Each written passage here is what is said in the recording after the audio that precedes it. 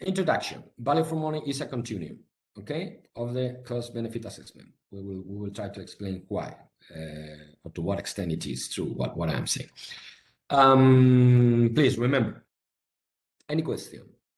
So this is a masterclass, so it's no interruptions, fortunately.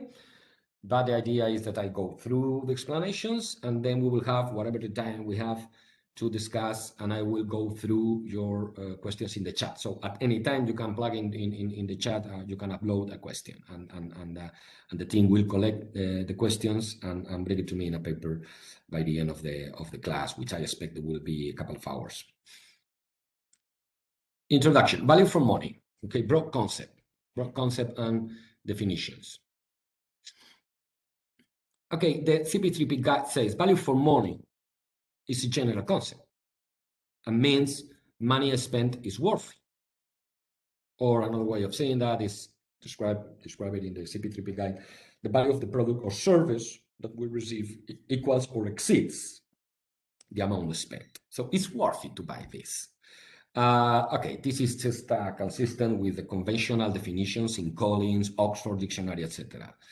Okay, value for money is the extent to which a government or business person or a consumer gets a good deal for the money spent. A good deal for the money spent. So you see, okay, don't think about PPPs, okay? You see that this is also applicable to deciding, is this project worthy? Is this project worthy? Is this a good project for the society? Is this a good public investment? Is worthy that I commit money in the name of the taxpayer to construct this road or this rail or this metro? So this is related to what we call in the CP3P methodology and many countries in the world, the investment decision. The investment decision made by the government is about, is worthy this project for this public need, regardless which is going to be the method for the procurement, if it's going to be a PPP or a conventional project or whatever. But as the CP3P guide explains, value for money is also, with capital letters, is also a specific test in the context of the PPP assessment. And this is the point here now. No? It's comparing the relative merits of the PPP route against other routes. Okay, but typically here we are in the context of comparing the PPP route with the most practical conventional contract mode, public traditional conventional contract mode. Okay, and this will be represented by the public sector comparator in the quantitative analysis. So this is related to the procurement decision. Once we take the investment decision, the project is worthy, comes the procurement decision, which is the best way to buy the project. Or the question is, does the PPP procurement offer better value for money than the best practical public sector delivery model? So better value for money. This is very important. The question is, does it provide better value for money? Not just value for money. I mean, higher economic benefits for the society, an incremental efficiency for the society coming from a project, okay, a public project, a project that I have decided to proceed with that is worthy. So the project is value for money. Then is value for money or is going to create additional value for money if I do it as a PPP? That's a big question. So it's a continuum, okay? Remember, we talk about money spent is worthy, and when we are talking about the PPP, we talk about better value for money or higher value for money. So it's a continuum, okay? Let's see, cost benefit assessment as the main methodology to test the economic power, chance, or economic feasibility of a particular project, public investment, and the value for money assessment. Okay, so we have, on the one hand, we have the benefits.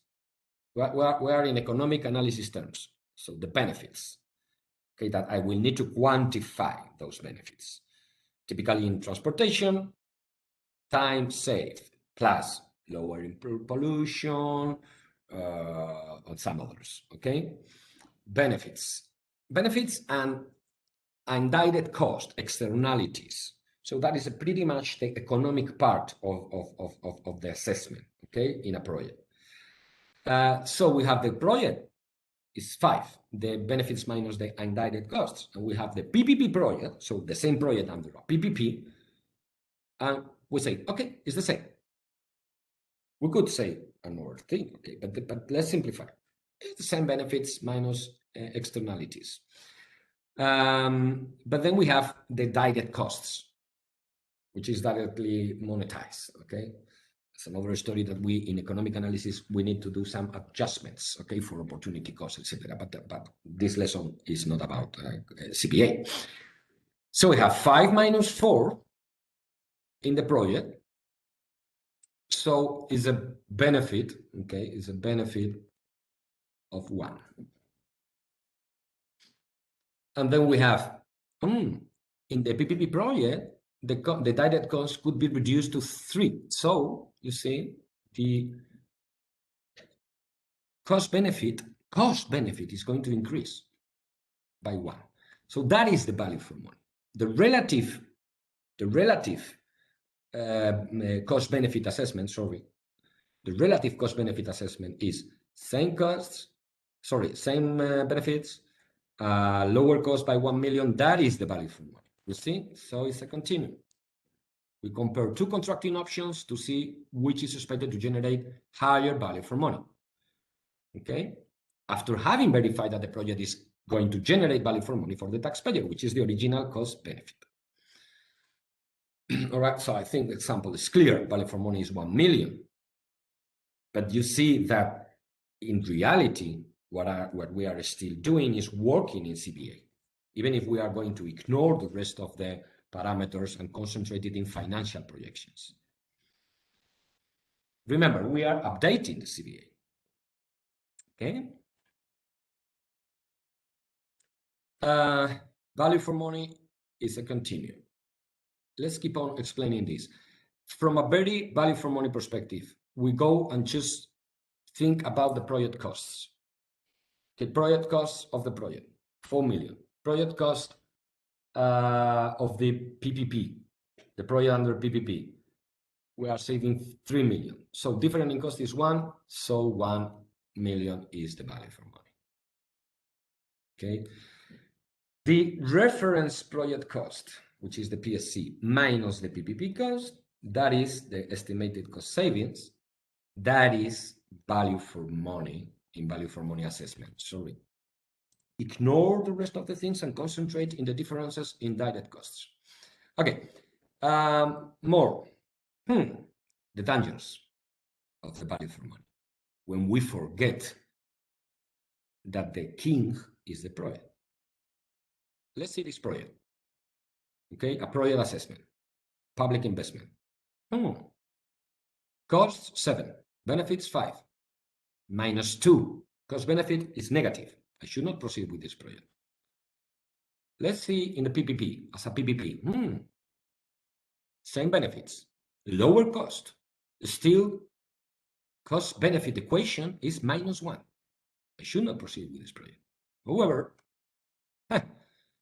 this is value for money. Positive. You see? You see? It's 1.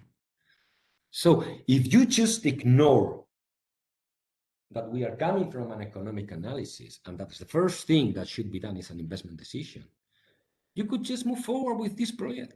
But this project is destroying value for the society. Okay? It's possible to have value for money positive with a project that is value for money negative in terms of cost benefit assessment, even under the PPP mode. Okay? The king is the project.